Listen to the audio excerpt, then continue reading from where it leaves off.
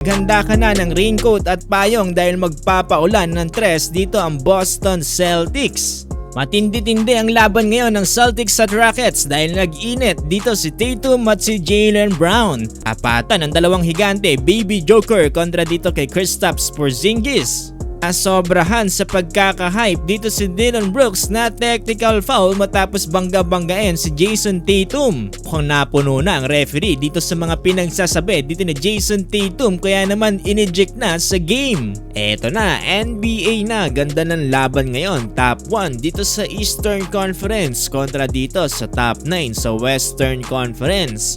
Boston Celtics kontra dito sa Houston Rockets. Sa kasalukuyan, ang Boston Celtics lamang ang mayroong single-digit loss dito ngayon sa buong konferensya. Mayroong 29 wins with 9 loss record. Sa ngayon, malalaman natin kung mababasag pa yan dito ng Houston Rockets.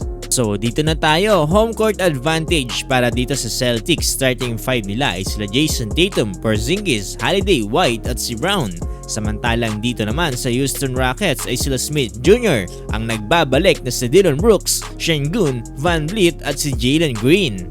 Bago tayo magpatuloy, baka gusto mo tong stickers namin sa halagang 15 pesos lang ay meron ka ng waterproof, dustproof at sunproof na high quality stickers. Meron din tayong mga team sa East at West at meron din tayong Hall of Fame. Ang pinakapaborito ko dito itong si Michael Jordan. Available lang lahat ng yan sa Shopee. Click mo lang yung link sa comment section. So dito na tayo sa opening quarter. Pinangunahan na kagad yan dito ni Baby Joker Alperen Sengun ang Houston Rockets mula sa kanyang lazy shot na sinundan naman dito sa kabila ng pull-up jumper ni Jaylen Brown para dito sa Boston Celtics. Eto na, Dillon Brooks kontra dito kay Tatum. Maaga nakabinwet ng foul dito si Tatum kay Dillon Brooks. Mukhang maagang ginagalit ni Brooks si Tatum dito sa mga referee.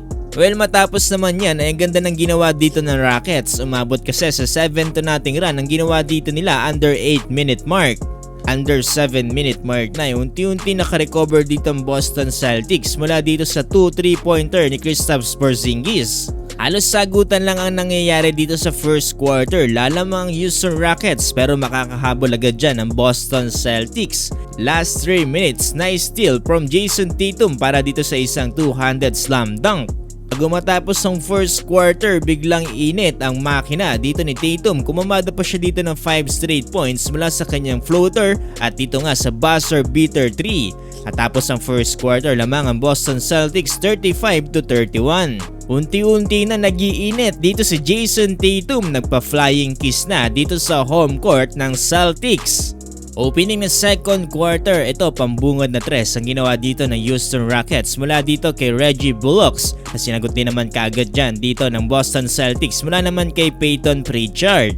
Dahil sa buzzer beater 3 na ginawa dito ni Jason Tatum sa first quarter ay mukhang naramdaman niya na magandang shooting niya ngayon sa labas. Kaya naman unti-unti niya nang tinitirahan dito sa tres ang Houston Rockets mula sa kanyang 2 3-pointer. Walang depensa ang Houston Rockets sa papabayaan sa labas dito si Tatum.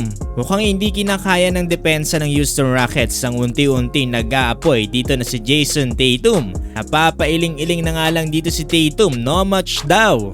Eto finally, under 6-minute mark, naramdaman na rin dito si Dillon Brooks mula sa kanyang layup para dito sa Houston Rockets. Last 3 minutes, umakyat na sa double digit alamang dito ng Houston Rockets mula dito sa tatlong magkakasunod na tres na bintawan dito ni Kristaps Porzingis at dalawa mula dito kay Derrick White. Eto medyo nagpapainit na din si Dillon Brooks, pinosterize pa dito si Derrick White. Okay na sana yung hype na ginagawa dito ni Brooks pero nasobrahan ata matapos niyang bangga-banggain dito si Jason Tatum. Tinawagan tuloy siya dito ng technical foul. Natapos ng first half, lamang pa rin ang Celtics 69-58. Nangunguna dito si Tatum with 22 points na sinusundan ni Porzingis with 15 points. 16 points naman para kay Sengun. Dito sa third quarter, nasa momentum pa rin ang Celtics. Nagpapaulan pa rin sila dito sa outside shooting. Pinangunahan na nga yan dito ni Jaylen Brown. Dito sa third quarter, 7 3-pointers ang pinakawalan dito ng Boston Celtics kumpara sa dalawa lang dito ng Houston Rockets. Kaya naman natapos ang third quarter, umakyat na sa 26 points sa lamang ng Celtics, 112-86. Fourth and final quarter, naghahabol pa rin dito ang Houston Rockets. Pinapaulanan pa rin sila dito ng Celtics ng tres. Sabayan pa yan ng layup dito ni Drew Holiday. Sa kalagitnaan ng ganda ng laro na pinapakita dito ng Boston Celtics, nagkaroon pa ng kasagutan dito si Tatum sa isa sa mga officials. Nigyan na ng technical foul dito si Tatum pero hindi pa rin tumitigil kaya naman ineject na siya dito sa game. Na-frustrate dyan si Tatum pero laki na ng lamang dito ng Boston Celtics kaya naman kahit na wala pa dito si Tatum sa laro, nahirapan pa rin habulin yan dito ng Houston Rockets kaya naman natapos ang final score, tambak ang Rockets 145-113. Ang una sa Celtics si Brown with 32 points na sinusundan ni Tatum with 27 points, Alperen Sengun 19 points, Jalen Green 10 points, Dillon Brooks 12 points.